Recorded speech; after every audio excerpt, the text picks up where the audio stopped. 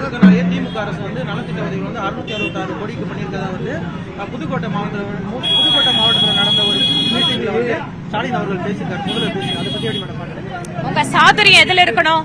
நீங்க கொடுத்த தேர்தல் வாக்குறுதிகள் எத்தனை வந்து நிறைவேற்றப்பட்டிருக்கு? கொடுத்த வாக்குறுதிகள்ல நீங்க எத்தனை நிறைவேற்றிருக்கீங்க? இன்றைய இப்ப முடிஞ்சிருக்கக்கூடிய சட்டப்பேரவை கூட்டத்தொடர்ல கூட பல்வேறு விஷயங்களை நாங்க சொன்னோம். குறிப்பா விவசாயிகளுக்கு கொடுத்த வாக்குறுதி, இளைஞர்களுக்கு கொடுத்த வாக்குறுதி, இவையெல்லாம் எத்தனை நிறைவேற்றிருக்கீங்க? அப்ப உங்களோட சாதுரியம் எல்லாம் அந்த வாக்குறுதிகளுக்கெல்லாம் என்ன ஆச்சு?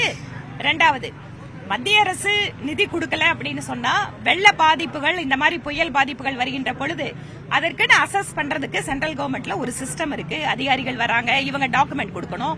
இதெல்லாம் கொடுத்ததுக்கு அப்புறம் நிச்சயமாக அந்த அமௌண்ட் வரும். அதனால மத்திய அரசு எந்த ஒரு பாதிப்பும் நாடு முழுக்க எங்க நடந்தாலும் என்னவெல்லாம் ஒரு மாநிலத்திற்கு வந்து தேவைப்படுகிறதோ, அவசியப்படுகிறதோ, அவர்கள் அதற்கு தகுதி இருக்கிறவங்கள நிச்சயமா அது கொடுப்பாங்க. அதனால அதுல வந்து எந்த மாற்றமும் கிடையாது.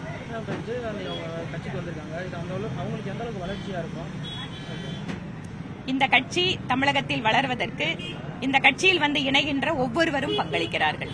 அந்த வகையில ஒரு தேசிய கட்சியிலிருந்து தேசிய சிந்தனையோடு அவங்க இங்க வந்திருக்காங்க. அவர்களை அன்போடு வரவேற்கிறோம். நிச்சயமாக அதன் வாயிலாக ஒவ்வொரு பகுதியிலையுமே வந்து தலைவர்கள் சேரும்போது அந்த பகுதி வளர்ச்சி பெறுகிறது.